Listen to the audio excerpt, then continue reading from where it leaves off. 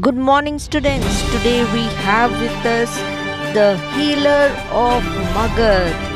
Hurry up, open your storybook on page number 23. Let's read The Healer of Magadh.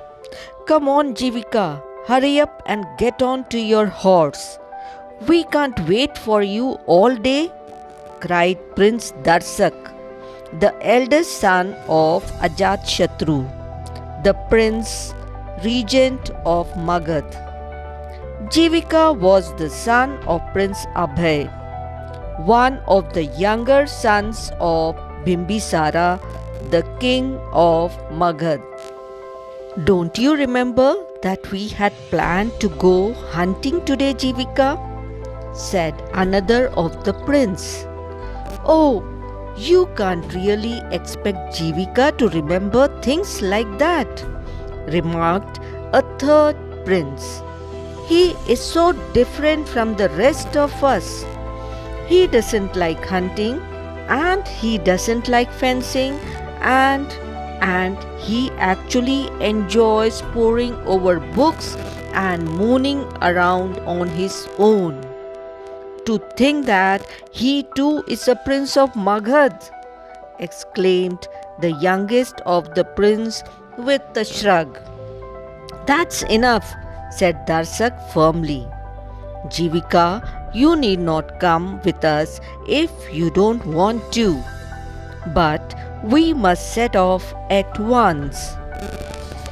I would rather not, if you don't really mind, said Jivika, looking at Darsak gratefully. As you all know, I don't enjoy hunting, and I certainly don't feel like it today. The young prince rode off in the cloud of dust, led by Prince Darsak.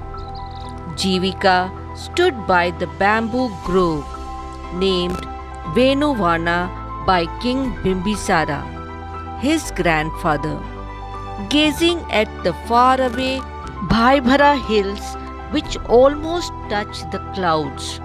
He thought about what the prince had said. It was quite true that he did not have a princely temperament and did not care about the usual royal pastimes, especially hunting. It seemed so cruel and unnecessary. Jivika also recalled the conversation he had with his father that morning.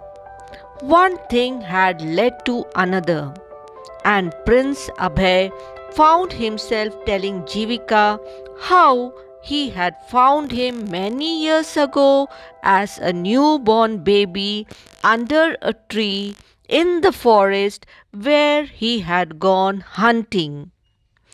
The sudden revelation had made Jivika turn pale. But do not let it worry you, Prince Abhay had said soothingly. I have always looked upon you as my son. What difference does it make if you happen to be an adopted one? In any case, being one of the younger prince, I can never be king, nor can any of my sons. Perhaps you are right, father, said Jivika, blinking back tears. You are my father now. Nothing else matters. But those few words had turned Jivika's world upside down. He knew as he walked towards his own palace that nothing would ever seem the same again.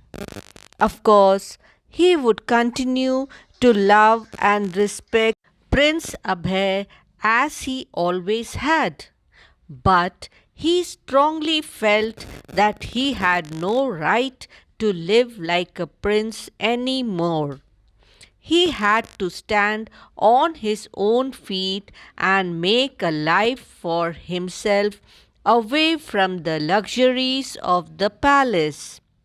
He stood before the palace for a moment and thought of his private terrace where the laburnums and gulmohar flowers made a carpet of red and gold.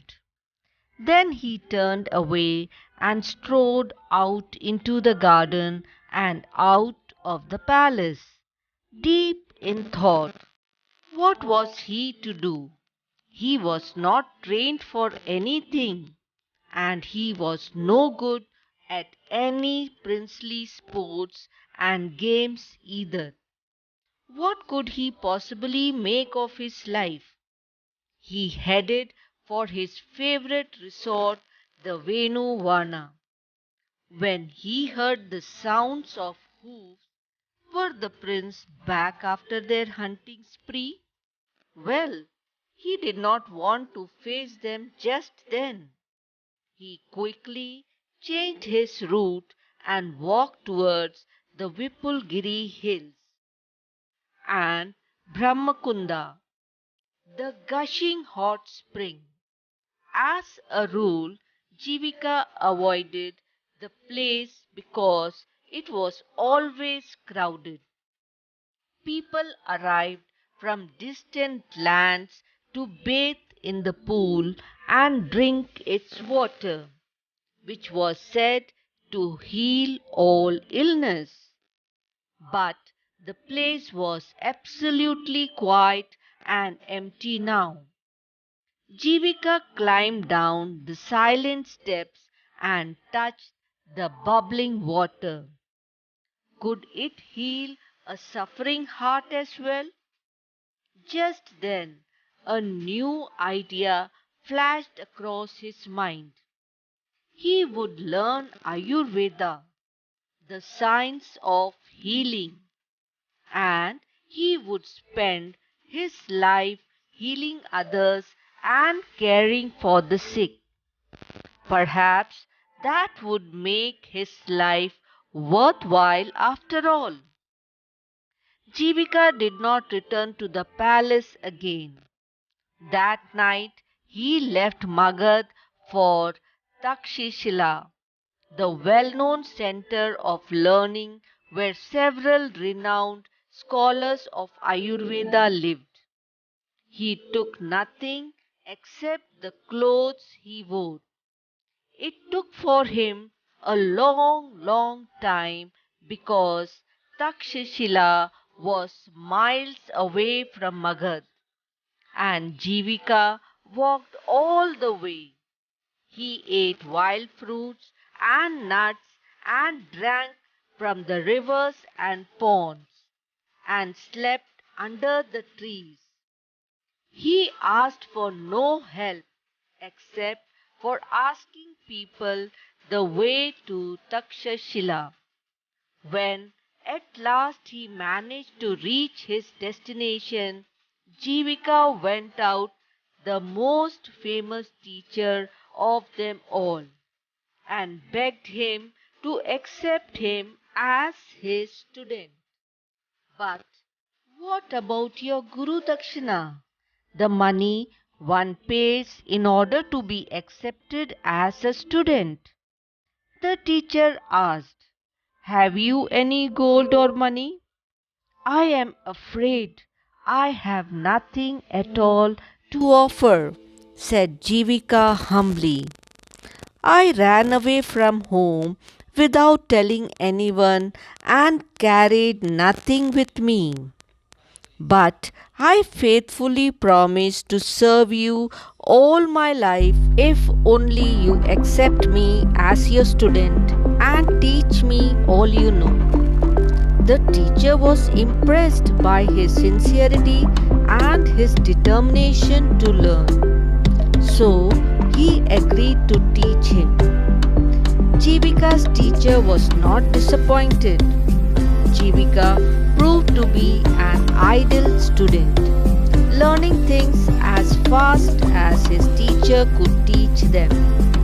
In fact, he learned in just 7 years what other students took 14 years to learn. One day, Jivika asked his teacher, Guruji, how much longer will it take me to learn everything? His teacher gave him a keen look. I can tell you only after I have taken a final test of your learning, he told Jivika. Go round the entire city of Takshashila, check every tree, every herb, every leaf, every flower and fruit which you find within a radius of 5 kosas. Bring all the things which you feel cannot be used in any form of medicine. How soon should I return? Asked Jivika. Take your time, but see that nothing is left out. Jivika went round checking every tree, bush, creeper and plants carefully. He finally returned after a fortnight with a gloomy face and empty basket. Well, asked his teacher in surprise, where are the samples I asked you to bring? I couldn't find any, said Jivika sadly. I could find nothing which cannot be used for medication for some illness or the other. I am afraid my power of observation is at fault. Perhaps I should begin all over again. Jivika expected his teacher to be greatly annoyed at his inability to find anything. But the teacher warmly embraced him instead. Your education is complete, my son, he said. I am very pleased with your single-minded concentration and dedication, which made it possible for you to learn so much in so short a time. You need not serve me anymore. Go to your own kingdom and make use of all that you have learned here. Jivika bent down and touched his teacher's feet gratefully. I shall try to be a worthy student of yours as long as I live, he said. On his way back, Jivika healed several people. Many of them were wealthy and gave him money as well as lavish gifts. Jivika accepted them gratefully, but used none of it himself. On reaching Magadh, he went straight to Prince Abhay, who was overjoyed to see him. Father, said Jivika, I cannot possibly repay you for all that you have done for me, but I would like you to accept these gifts. And he gave everything to Abhay. Abhay was really touched by Jivika's gesture and begged him to stay in the palace like before. But Jivika wouldn't agree. I am a physician, a healer, he said. I want to help sick people. I cannot do it if I live in the palace. My place is with the people. Very well, if that is your wish, said Abhay. But you must treat King Bimbisara, your grandfather, before anyone else. He is in great pain. The royal physicians could not be of any use. Of course I will, said Jivika. I will go to him immediately. He treated the old king and soon nursed him back to health. Jivika was presented with royal robes and jewelry as gifts, but he chose not to accept anything. However, he could not refuse when King Bimbisara himself offered Jivika the post of royal physician of Magadh.